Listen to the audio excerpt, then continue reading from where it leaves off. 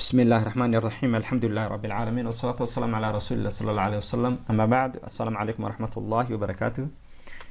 مقعد عبد القادر الشافي lesson 9 ayaan caawa qaadanaynaa accounts payable ama managing accounts payable ayaan ka hadlaynaa. shirkad aan diin ka soo qaadanay ama ilaa laba shirkadood aan diin ka soo qaadanay kolka dadka deymaha inagu isaan usoo akhriyi lahayn, isaan lacagaha soo bixin lahayn, inaas ayaan ku baranaynaa. marka ugu horeysa waxaan abuurayaa funderkii aan diinta kasoo qaadanaynay, funder ayaan imanayaa, funder centerkaas aan imanaynaa. then waxaan qorayaa new funder ayaan leenahay, then tawfiiq ayaan qorayaa, tawfiiq then magacoodan isku mid baan ka dhigayaa. halkan additional ayaan imanayaa, then supplier ayaan dooranayaa maadaama diin kasoo qaadanaya. then okay ayaan leeyahay. okay markaan dhaho hadda funderkii uu inoo abuuran yahay diintan kasoo qaadan lahayn. waxaan u sheegaynaa computerka alaabtii aan kasoo amaahnay laba step ayaa la marayaa. then waxaan tagayaa funder, then receive items ayaan tagayaa. receive items markaan imaado funderka ayaan soo qabanayaa, tawfiiq ayuu noqonayaa, tawfiiq. then itemski meel halkan ku qoraynaa. itemska wuxuu noqonayaa haddii waxaan ku jiro add kanoo kale soo qabanay beriska oo kale, laakiin mid cusub baan rabaa inaan ku daro, waxaan leeyahay new add. then inventory parties kaan soo dooranaya, waxaan kasoo qaadanaya caano yemeni oo kale inaan kasoo qaadanay, caano yemeni.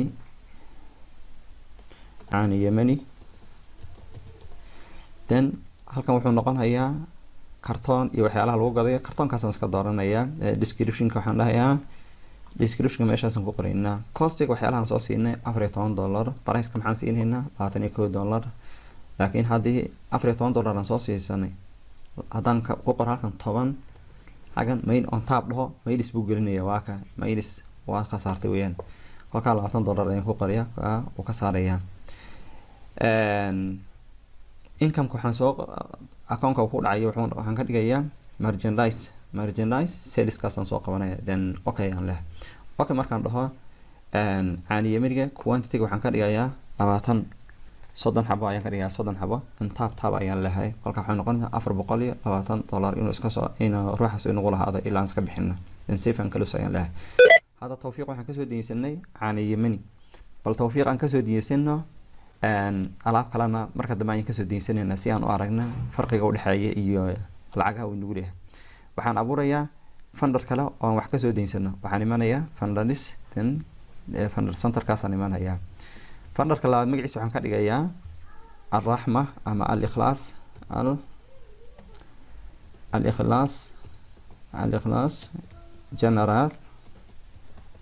general company.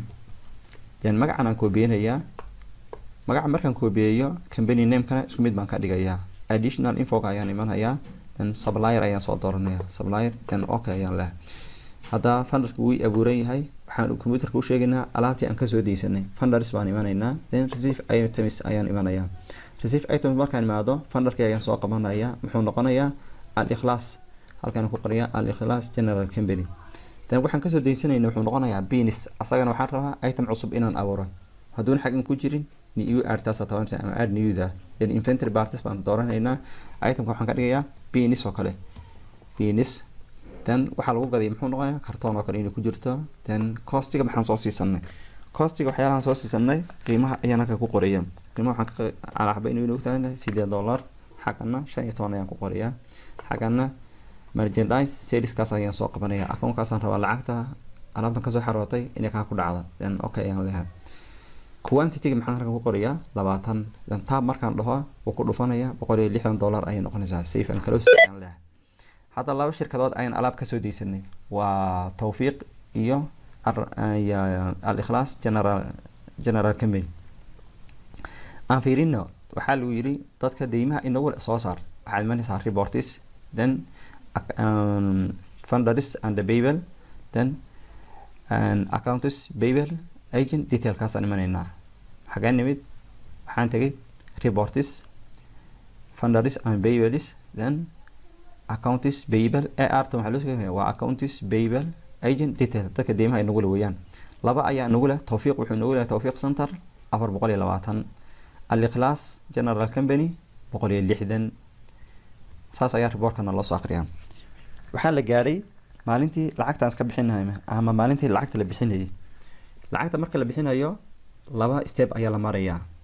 waxaan tegaynaa funder then funder markaan imaado waxaan tegayaa funder baan kolka hore imanayaa then waxaan tegayaa enter bill for receive items enter bill for receive items kaasaan imanayaa then funderkii baan soo qabanaya halkan funderka koobaad soo qaban muxuu noqonayaa tawfiiq center tawfiiq markaan soo qabto tawfiiq ayaan soo qabanayaa then tigta ayaan saarayaa then okay ayaan leeyahay okay markaan dhaho tawfiiq lacagtii nagu lahaa xaggan soo gelisa then lacagta ma wada siinaysaa haddaan wada siinayna save and close ayaan leeyahay save and close save and close baan dhahayaa kolka hore tan saasaan ku dhahayaa then ma save kare then yes ayaan leeyahay yes markaan dhaho halka kuguma hadhayno waxaan tagaynaa haddana funder pay bills kaasaan imanayaa pay bills markaan tago tawfiiq ayaan soo qabanayaa tawfiiq tigta ayaan saarayaa lacagta asaga tawfiiq waan wada siinaynaa xagan ka siinaynaa account aan ka siinayno ibir buu noqonayaa halkaas ibirtaasaan soo qabanayaa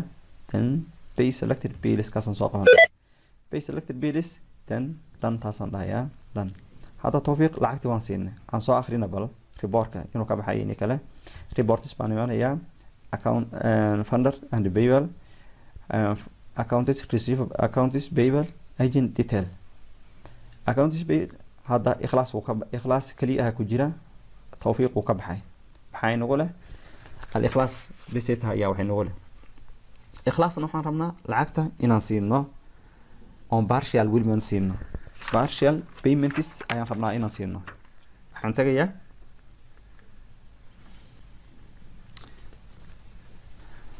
partial بنصيرنا فندر باني من هيا فندر مركني ما ده inter receive for inter bills interbill for receive items kaasaan imanayaa then waxaan soo qabanayaa al-ikhlaaskii aan soo qabanayaa al-ikhlaas tigta ayaan saarayaa then okay ayaan leeyahay okay markaan dhaho then tan waxba kama bedelaya save and close ayaan leeyahay then okay ayaan leeyahay yes step labaad wuxuu noqonayaa inaan imaado fundaris then pay bill lacagta bix yaa siinaysaa al-ikhlaas tigta ayaan saarayaa lacagta haddaa discount iyo wuxuu samaynayso aday ku sameynayaan sida deskoska iyo lacagtii ka daayeen ay halka gelinaysaa lacagta ka ka bixinaysaa iyo birtaasan ka bixinaynaa hadda maxaan siinaynaa 160 bay nagu leeyahay 100 bisitan rabaa inaan siiyo 60 kay nagu yeeshaan then tabayaan leeyahay xagana message-ka ku qoraysaa then waxa leeyahay pay selected bills then okay aan leeyahay lacagtoodii waan bixinay then cancel ayaan iska dhaaf